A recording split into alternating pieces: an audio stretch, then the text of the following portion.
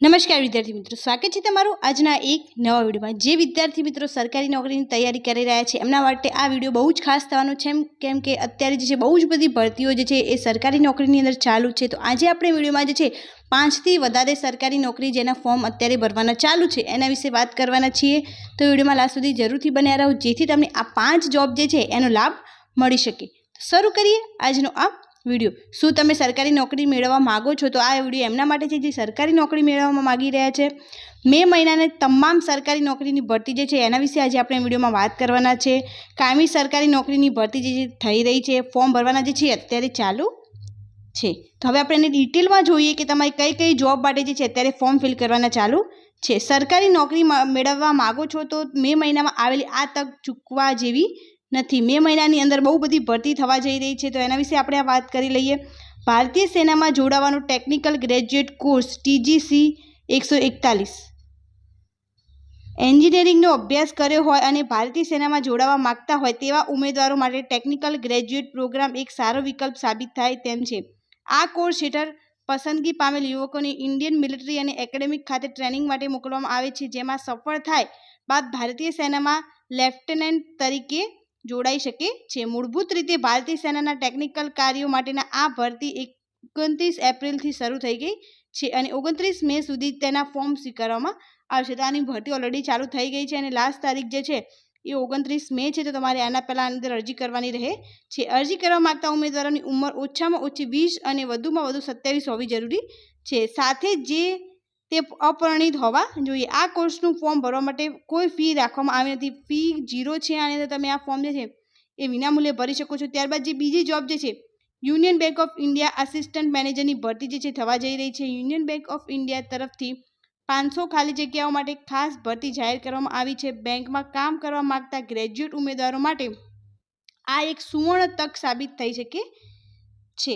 આ જોબ જે છે ગ્રેજ્યુએટને આપવામાં આવી રહી છે, કારણ કે પસંદગી પામે તો બેંકમાં એક ઉચ્ચ હોદ્દા ઉપર કામ કરવાનો મોકો મળશે। આ ભરતીમાં 250 મેનેજર ક્રેડિટ માટે અને 250 આઈટી માટે લેવામાં આવશે, જે માટે કોમર્સ તેમજ આઈટી ફિલ્ડના ગ્રેજ્યુએટ થયા હોય તેવા વિદ્યાર્થી મિત્રો અરજી આવકાર્ય છે। આ નોકરી માટે અરજીઓ 20મી મે સુધી સ્વીકારવામાં આવશે અને રસ ધરાવતા ઉમેદવારોએ ibpsonline.ibps.in પરથી 1177 રૂપિયા ભરી અને અરજી જે છે એ કરવાની રહે છે। આ પોસ્ટ માટે 20થી 30 વર્ષની ઉંમરના યુવાનોની તક મેળવવાનો સંબંધમાં વધુ છે અને યુનિયન બેંકની વેબસાઇટ પરથી પણ અરજી કરી શકાય છે।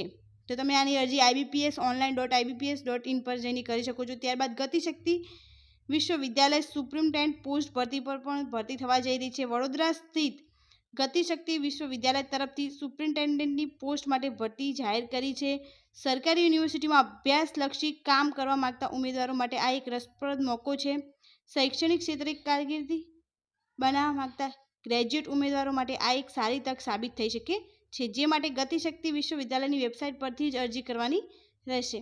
આ પોસ્ટ માટે અરજી કરતી વખતે તમારે 750 રૂપિયા નોન રિફંડેબલ ફી ભરવી પડશે। તો આની અંદર ફી ભરવાની છે, જે સૌથી પહેલી જોબ હતી એમાં કોઈ ફી ભરવાની નથી। ત્યારબાદ જે છે એરપોર્ટ ઓથોરિટી ઓફ ઇન્ડિયામાં ભરતી થવા જઈ રહી છે। 2025માં એરપોર્ટ પર વિવિધ કાર્યો કરવા માટે હજારોની સંખ્યામાં લોકોની જરૂર પડતી હોય છે, જે માટે એરપોર્ટ ઓથોરિટી ઓફ ઇન્ડિયા દ્વારા દર વર્ષે વિવિધ પોસ્ટની ભરતી જાહેર કરવામાં આવે છે।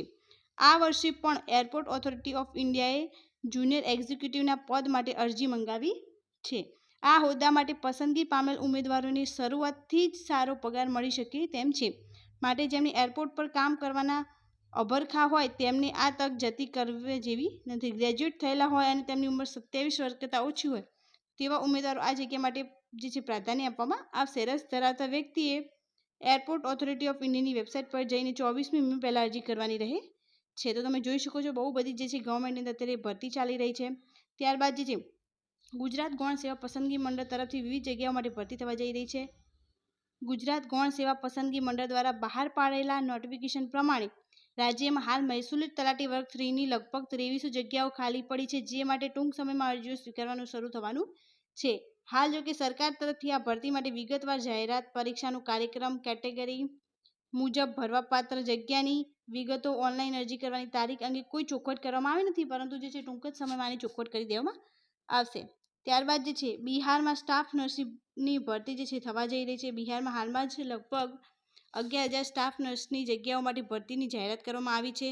બિહાર ટેકનિકલ સર્વિસ કમિશન તરફથી જાહેર કરાયેલી આ ભરતી સરકારી હોસ્પિટલમાં નર્સ બનવા માટેનો એક ખૂબ સરસ મોકો છે, જે માટે રસ ધરાવતા ઉમેદવારો બિહાર ટેકનિકલ સર્વિસીસ કમિશનની સત્તાવાર વેબસાઇટ btsc.bihar.government.in પર જઈ અને અરજી કરી શકે છે.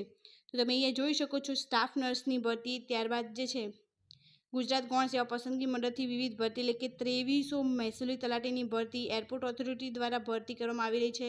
ગતિશક્તિ વિશ્વવિદ્યાલય દ્વારા કરવામાં આવી રહી છે. યુનિયન બેંક ઓફ ઇન્ડિયા દ્વારા કરવામાં આવી રહી છે. અને ભારતીય સેનામાં પણ ટેકનિકલ ગ્રેજ્યુએટનો કોર્સ કરી અને એમાં જોડાવા માટે ભરતી કરવામાં આવી રહી છે. તો આ બધી જ મે મહિનાની ભરતી છે, જે તમારે અપ્લાય કરી અને ગવર્મેન્ટ જોબનો લાભ લઈ શકો છો. તો આ વિડીયોને વધુથી વધુ જે ગવર્મેન્ટ જોબની તૈયારી કરી રહ્યા હોય અમને શેર કરો, જેથી અમને બધી જ ઇન્ફોર્મેશન છે મળી રહે. Thank you so much for watching.